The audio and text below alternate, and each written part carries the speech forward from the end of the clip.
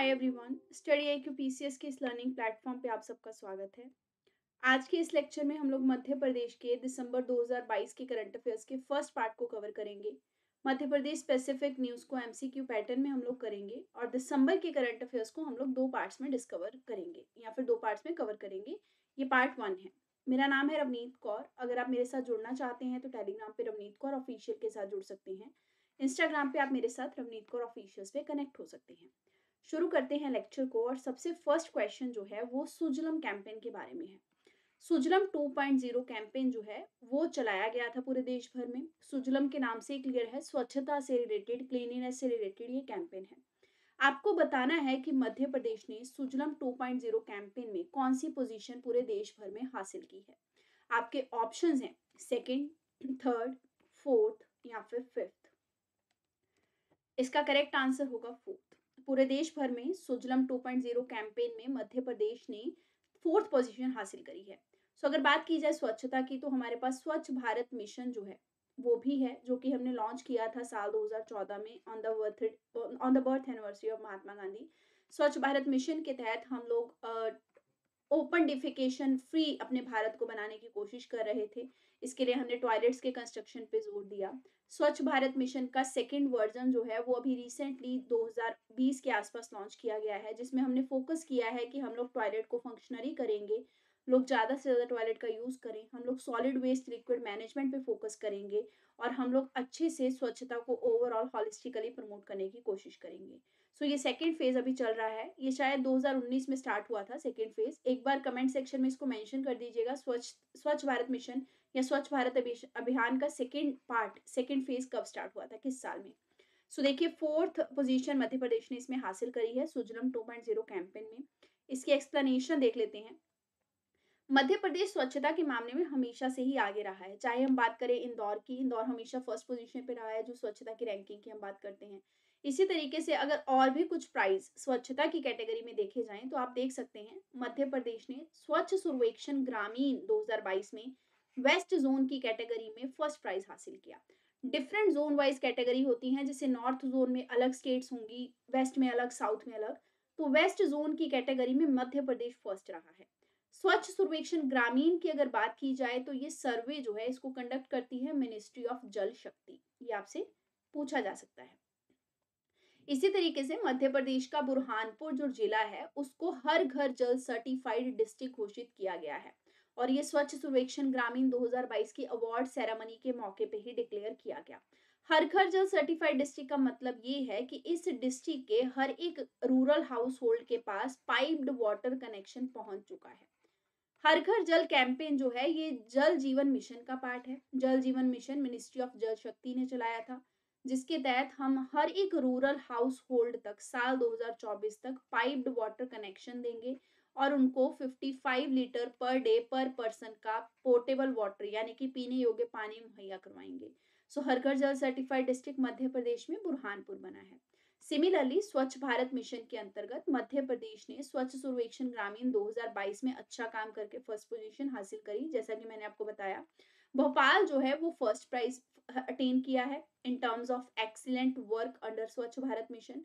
इंदौर आपका third prize हासिल किया है। मध्य प्रदेश ने सुजलम 1.0 कैंपेन में फर्स्ट प्राइज हासिल किया था।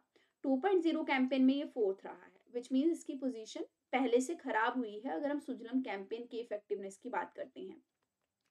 9 मिनिस्ट्रीज जो हैं उन्होंने एक ज्वाइंट कंसल्टेशन ऑर्गेनाइज किया था, जिसमें हम लोग ग्रे वाटर मैनेजमेंट पे फोकस कर रहे थे। ग्रे वाटर मैनेजमेंट एक्चुअल में वेस्ट वाटर होता है जो कि घर से ही निकलता है, जिसमें आप किचन के वाटर को इनकॉर्पोरेट कर सकते हैं, नहाते टाइम जो पानी होता है उसको इनकॉर्पोरेट कर सकते हैं, सफाई के लिए जो आप पानी यूज करते हैं उसको इनकॉर्पोरेट कर सकते हैं। सो ग्रे वाटर मैनेजमेंट को हम दोबारा से साफ पानी में कन्वर्ट करने की कोशिश कर रहे हैं ताकि हम कन्वर्जेंस मॉडल से इफेक्टिवली इसको स्वच्छ भारत मिशन का हिस्सा बना सकें और पानी की समस्या को सॉर्ट आउट कर सकें। Ministry of rural development, ministry of Jal Shakti, ministry of youth affairs, ministry of women, ministry of health, ministry of tribal affair, ministry of environment, education and Panchayati Raj, ये 9 मिनिस्ट्रीज हैं जो कि ग्रे वाटर मैनेजमेंट पे focus कर रही हैं। ग्रे वाटर मैनेजमेंट के project को लेकर इन 9 मिनिस्ट्रीज ने आपस में कंसल्टेशन साइन किए हैं। इन 9 मिनिस्ट्रीज के नाम आप याद रखेंगे because these are important, right. आते हैं नेक्स्ट क्वेश्चन पे। जरदोजी और जूट के जो प्रोडक्ट हैं उनको वन डिस्ट्रिक्ट वन प्रोडक्ट की कैटेगरी में मध्य प्रदेश में डाला गया है। मध्य प्रदेश के किस डिस्ट्रिक्ट के ये प्रोडक्ट हैं जो कि वन डिस्ट्रिक्ट वन प्रोडक्ट का हिस्सा बने हैं? ऑप्शंस हैं जबलपुर, इंदौर, उज्जैन या फिर भोपाल। इसका आंसर होगा ये भोपाल के हैं बेसिकली सारे दोनों प्रोडक्ट्स जरदौजी और जूट। यहाँ पे ये बहुत फेमस हैं, ये वन डिस्ट्रिक्ट वन प्रोडक्ट का हिस्सा बने हैं। One district one product scheme के तहत हम हर एक डिस्ट्रिक्ट के एक स्पेशलाइज्ड प्रोडक्ट को इस तरीके से प्रमोट कर रहे हैं ताकि ग्लोबल लेवल पे या इंटरनेशनल लेवल पे भी उनकी ब्रांडिंग करके उनको अच्छी मार्केट तक पहुंचाया जा सके और नेशनल लेवल पे भी इनका जो ग्रोथ है, डोमेस्टिक मार्केट जो है वो इनका ग्रो हो जाएगा। सो देखिए, जरी जरदोजी और जूट के जो प्रोडक्ट हैं उनको ज्यादा से ज्यादा पॉपुलराइज करने के लिए भोपाल डिस्ट्रिक्ट ने one district one product scheme के तहत इनको सिलेक्ट किया है। जरी जरदोजी एक तरीके का एम्ब्रॉयडरी का स्टाइल होता है। ये एम्ब्रॉयडरी का जो स्टाइल है ये सेंट्रल एशिया से आया था, 12वीं सेंचुरी के आसपास ये आया था। इसमें बहुत ही ब्यूटीफुल और एक्सक्विजिट क्राफ्ट जो है वो किया जाता है कपड़े के ऊपर। ये एम्ब्रॉयडरी बेसिकली किस पे की जाती है? सॉफ्ट सिल्क के फैब्रिक के ऊपर की जाती है। गोल्डन की जरी भी इसमें यूज होती है, फिर इसमें कुछ थ्रेड होते हैं, कुछ मोती जो है वो यूज किए जाते हैं। इस आर्ट को भोपाल में फेमस करने के लिए जो विमेन है उन्होंने बहुत कंट्रीब्यूशन किया है। विमेन ने आपस में सेल्फ हेल्प ग्रुप बनाए हैं जो कि इन्हीं चीज का, जरी जरदोजी का ही काम करती हैं और फिर उन्होंने इसको बड़े पैमाने पे मार्केट में लेके जाने की कोशिश करी है।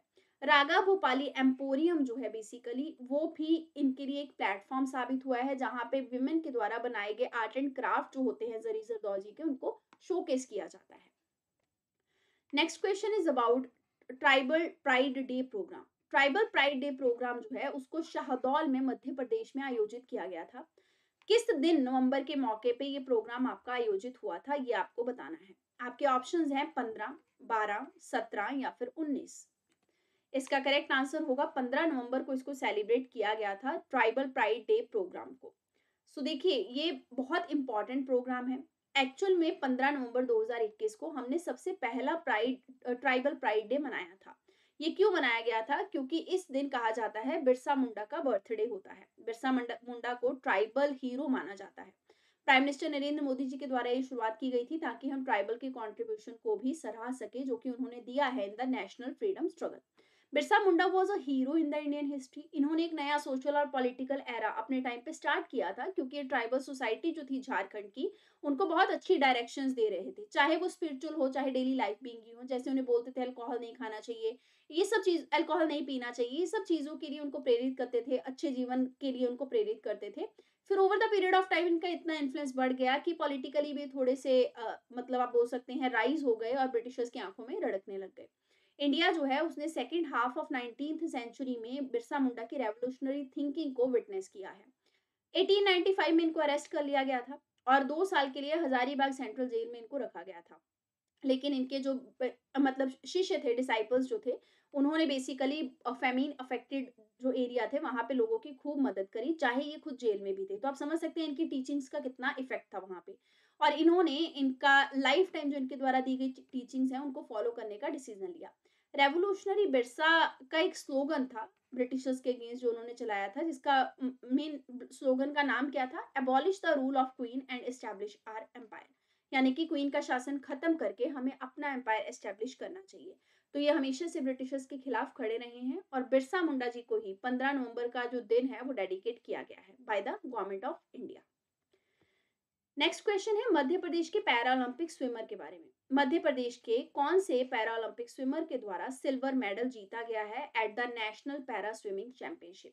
आपके ऑप्शंस हैं उपेंद्र सिंह लोहिया, सतेंद्र सिंह लोहिया, रविंद्र सिंह लोहिया या फिर विजेंद्र सिंह लोहिया। इसका करेक्ट आंसर होगा सतेंद्र सिंह लोहिया के द्वारा नेशनल पैरा स्विमिंग चैंपियनशिप में ये सिल्वर मेडल जीता गया और ये इन्होंने 50 मीटर बैक स्ट्रोक की कैटेगरी में जीता है। नेशनल पैरा स्विमिंग चैंपियनशिप 3 दिन की थी और ये गुवाहाटी में असम में आयोजित हुई थी। ये आपसे पूछा जा सकता है। सो देख लेते हैं डिटेल। इससे पहले पैरा स्विमर सत्येंद्र सिंह लोहिया जो हैं, इन्होंने कुछ और भी मेडल्स जीते हैं। ये चंबल से हैं मध्य प्रदेश के बेसिकली। ये फर्स्ट पैरा स्विमर हैं एशिया के जिन्होंने नॉर्थ चैनल को क्रॉस किया था। तो this is also the achievement of Satyendra Singh Lohia. इनकी इस अचीवमेंट के साथ इन्होंने मध्य प्रदेश का नाम पूरी दुनिया भर में रोशन किया था। पैरा स्विमर सत्येंद्र सिंह लोहिया के द्वारा एक और हिस्ट्री जो क्रिएट की गई थी, एक तो थी कि इन्होंने नॉर्थ चैनल को बेसिकली क्रॉस किया था।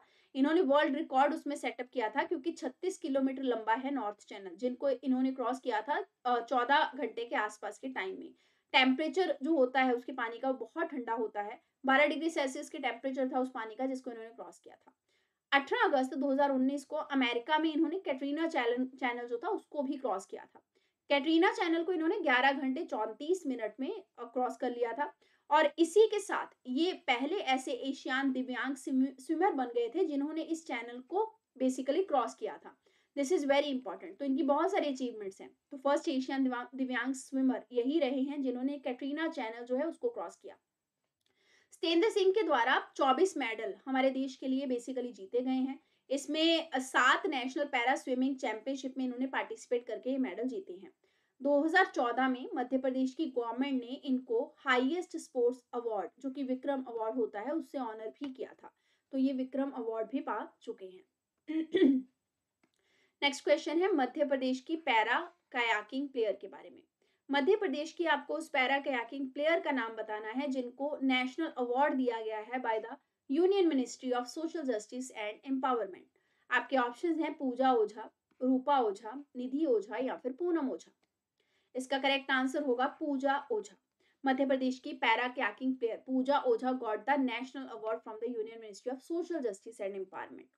सो ध्यान रखेंगे इनको ये अवार्ड किस कैटेगरी में दिया गया है। इनको दिया गया है बेस्ट डिसेबल्ड स्पोर्ट्स की कैटेगरी में ये अवार्ड। ओरिजिनली ये भिंड से हैं और इनको ऑलरेडी सिल्वर मेडल मिला हुआ है एशियन पैरा चैंपियनशिप में। एशियन पैरा चैंपियनशिप की सिल्वर मेडलिस्ट पूजा ओझा अब हमारा नेशनल अवार्ड जो है वो भी जीत चुकी हैं in the best disabled sports category. This is very important question. ये क्वेश्चन है नेशनल कालिदास सम्मान के बारे में। आपको बताना है कि डिफरेंट फील्ड्स की कितनी पर्सनैलिटीज को नेशनल कालिदास सम्मान से नवाजा गया या कालिदास सम्मान 2022 के लिए दिया गया। ऑप्शंस हैं 2 पर्सनैलिटीज, 3, 4 या फिर 5। इसका करेक्ट आंसर होगा 4। नेशनल कालिदास सम्मान जो है वो 4 पर्सनैलिटीज को डिफरेंट फील्ड्स में दिया गया है। इसकी एक्सप्लेनेशन बहुत इंपॉर्टेंट है, ध्यान से देखेंगे। सबसे पहले ध्यान रखेंगे ऑल इंडिया कालिदास फेस्टिवल जो था वो कालिदास अकेडमी उज्जैन में जो है वहां पे आयोजित किया गया था। 4 पर्सनैलिटीज को डिफरेंट फील्ड्स में ऑनर दिया गया है। कौन कौन सी पर्सनैलिटीज हैं? पद्म भूषण बुद्धादित्य मुखर्जी, ये सितार प्ले करते हैं, इनको ये अवार्ड दिया गया। पद्मश्री डॉक्टर पुरु दधीच, इनको कथक डांस में अवार्ड मिला। वासुदेव कामथ, इनको पेंटिंग में अवार्ड मिला और ये पेंटर हैं। इसके अलावा फेमस एक्टर राजीव वर्मा जो हैं इनको भी अवार्ड मिला। तो ये कल्चरल डिपार्टमेंट है मध्य प्रदेश का जो कि हर साल कालिदास सम्मान देता है और इस बार ये 4 पर्सनैलिटीज को मिला। कालिदास सम्मान एक्चुअल में मध्य प्रदेश की गवर्नमेंट के द्वारा आर्ट एंड कल्चर के फील्ड में दिया जाता है। इसको साल 1980 में एस्टैब्लिश किया गया था। क्रिएटिव आर्ट्स को ये बहुत ऑनर करता है। मध्य प्रदेश गवर्नमेंट जो है उन्होंने 4 एनुअल अवार्ड हर साल देने का डिसीजन लिया है अंडर दिस अवार्ड। इसमें एक्चुअल में जो भी जीतने वाले विजेता होते हैं उनको 1 लाख रुपया दिया जाता है। क्लासिकल म्यूजिक में, फिगरेटिव आर्ट्स में, पेंटिंग में, क्लासिकल डांस में, इन कैटेगरीज में राष्ट्रीय कालिदास सम्मान जो है वो हर बार अनाउंस किए जाते हैं और इसमें 1 लाख रुपया प्राइज मनी भी दी जाती है। Next question is about Jai Vilas Mahal. Jai Vilas Mahal was in news. आपको बताना है कि ये महल किस साल में बिल्ड किया गया था। आपके ऑप्शंस हैं 1874, 1877, 1879 या फिर 1875। इसका आंसर होगा 1874 में इस महल को बनाया गया था। अब ये न्यूज में क्यों था? Union home and corporation minister Shri Amit Shah जो हैं इन्होंने गाथा स्वराज की जो है उसका एग्जीबिशन जो है वो जय विलास पैलेस के म्यूजियम में इनॉग्रेट किया। तो जय विलास पैलेस के म्यूजियम में एक एग्जीबिशन हुआ था गाथा स्वराज की, इसलिए ये जो आपका महल है या पैलेस कह लीजिए वो न्यूज में है। जय विलास महल आपका ग्वालियर में है। ये करंटली सिंधिया रॉयल फैमिली का रेजिडेंस है और साथ ही साथ एक ग्रैंड म्यूजियम भी है। इसको 1874 में बनाया गया था। इसका जो आर्किटेक्चर है बेसिकली वो सर माइकल के द्वारा डेवलप किया गया है। राजमाता विजयराज सिंधिया, इनके द्वारा यहाँ पे एक एयर टर्मिनल या एयरपोर्ट कह लीजिए वो भी कंस्ट्रक्ट करवाया गया था, जो कि 446 करोड़ की लागत में बना था। यूनियन होम मिनिस्टर के द्वारा टैप वाटर स्कीम जो है उनको भी यहाँ पे इनॉग्रेट किया गया। जल जीवन मिशन के तहत ये टैप वाटर स्कीम्स यहाँ पे इनॉग्रेट हुई हैं। इसके लिए इन्होंने 4300 करोड़ रुपीस लॉन्च किए हैं, ताकि ग्वालियर के एरियाज में हम लोग जल जीवन मिशन को इफेक्टिवली इम्प्लीमेंट कर सकें। जल जीवन मिशन के बारे में ऑलरेडी मैं आपको बता चुकी हूँ। इसके तहत हम रूरल हाउस होल्ड को टैप वाटर कनेक्शन देंगे by the year 2024। Comment section में आपको बताना है जल जीवन मिशन जो है उसको किस साल में लॉन्च किया गया था। नेक्स्ट आपकी न्यूज बहुत इंपॉर्टेंट है। ये कुछ अवार्ड्स के स्पेसिफिक न्यूज है। हर एक अवार्ड इंपॉर्टेंट है, इसलिए मैंने इसको न्यूज के फॉर्मेट में ही रखा है, तो ध्यान से समझेंगे। सिंधी साहित्य अकेडमी के द्वारा साहित्य गौरव सम्मान और कृति अवार्ड अनाउंस किए गए हैं। सिंधी साहित्य अकेडमी के द्वारा ये दोनों अवार्ड जो हैं ये सिंधी लिटरेचर के फील्ड में दिए जाते हैं। अब इसमें आप ध्यान रखेंगे कि 1 लाख रुपए साहित्य गौरव सम्मान के लिए दिए जाते हैं, 21,000 रुपए बाकी सारी अवार्ड कैटेगरीज में दिए जाते हैं। अकेडमी के डायरेक्टर मिस्टर राजेश कुमार वधवानी हैं। उनका ये कहना है कि साहित्य गौरव सम्मान जो इस बार अनाउंस हुए हैं 2022 में, वो 2019, 20 और 21 के लिए किए गए हैं, क्योंकि 19, 20, 21 में कोविड के दौरान ये अनाउंस नहीं हुए थे। इनको एस्टैब्लिश किया गया है in the name of Sant Shiromani हिरदा Ram ji. Mister अमर गोपलानी जो हैं ये इंदौर से हैं। इनको साल 2019 के लिए दिया गया है साहित्य गौरव अवार्ड। मिस्टर केटी ददलानी, इनको साहित्य गौरव सम्मान दिया गया है 2020 के लिए। श्री भगवान बबानी, ये भोपाल से हैं, इनको साहित्य गौरव अवार्ड दिया गया है 2021 के लिए। तो साहित्य गौरव अवार्ड जीतने वाली 3 पर्सनैलिटीज के नाम इस लाइन में हैं, जो कि आपको ध्यान रखने हैं। अब आते हैं कृति अवार्ड्स पे। कृति अवार्ड किस किस कैटेगरी में दिए जाते हैं? प्रोज में, पोएट्री में, सिंगिंग में, राइटिंग में और आर्ट में। तो आपको हर एक फील्ड के जो अवार्डी हैं उनका नाम ध्यान रखना है। कृष्ण खटवानी स्मृति बेस्ट प्रोज अवार्ड। मिस्टर गोप गोलानी का जो काम है जोगन की प्रीत, इनको 2019 के लिए अवार्ड दिया गया। मिस्टर आसोदो लशवानी का जो काम है सुनिहो सपनों, इनको 2020 के लिए अवार्ड दिया गया। डॉक्टर नदिया मसंद का जो काम है जो है माँ मिंतो नफसियत, इनको 2021 के लिए अवार्ड दिया गया। फिर अगला है आपका खैला दास भगवानी स्मृति बेस्ट पोएट्री अवार्ड। 2019 के लिए मिसेज रश्मि रमानी को दिया गया है ये अवार्ड, इनकी रचना माँ हिक सिंधिन के लिए। साल 2020 के लिए मिस्टर कन्हैया लाल मोटवानी को ये अवार्ड दिया गया है, इनकी रचना आस जा खक के लिए। इसी के साथ 2021 में ये अवार्ड मिला है मिस्टर नंद कुमार सनमुखनी को, इनकी किस रचना के लिए? नवन पान रचना के लिए। अब आते हैं अगले अवार्ड पे, भगवंती नवनी स्मृति बेस्ट सिंगर अवार्ड। साल 2019 के लिए अवार्ड दिया गया है मिसिज सरला नागदेव को। ये 2020 के लिए दिया गया है मिस निशा शेलानी को। 2021 के लिए दिया गया है मिस प्रिया ज्ञानचंदानी को। आते हैं अगले अवार्ड पे, मास्टर चंद्रा स्मृति बेस्ट सिंगर अवार्ड। साल 2019 के लिए ये मिला है मिस्टर गोवर्धन दास उदासी को। 2020 के लिए मिस्टर रमेश कुमार तनवानी को। 2021 के लिए मिस्टर दिलीप ललवानी को। अगला अवार्ड है बेस्ट थिएटर डायरेक्टर और बेस्ट आर्टिस्ट अवार्ड। साल 2019 के लिए मिस्टर परसराम नथानी को मिला है। 2020 के लिए मिला है लेट मिस्टर ओपी असुदानी को। 2021 के लिए मिसेस कविता इसराइनी को मिला है। अब आते हैं अगला अवार्ड जो कि आपका राइटिंग में है, बेस्ट यंग राइटर अवार्ड। साल 2019 के लिए दिया गया है मिस्टर गुलाब लधानी को। 2020 के लिए मिस्टर राकेश शिवानी को। 2021 के लिए मिस किरण प्रियानी को।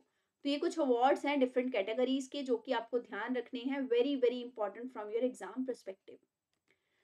अगला क्वेश्चन है खेलो इंडिया यूथ गेम्स के बारे में। खेलो इंडिया यूथ गेम्स का आयोजन जो है 2023 में मध्य प्रदेश में किया जाएगा। तो यहाँ से एक चीज क्लियर होगी कि खेलो इंडिया यूथ गेम 2023 में कहाँ पे होंगी? मध्य प्रदेश में। तो आपको ये बताना है कि कौन सा एडिशन है ये खेलो इंडिया यूथ गेम्स का जो मध्य प्रदेश में होगा।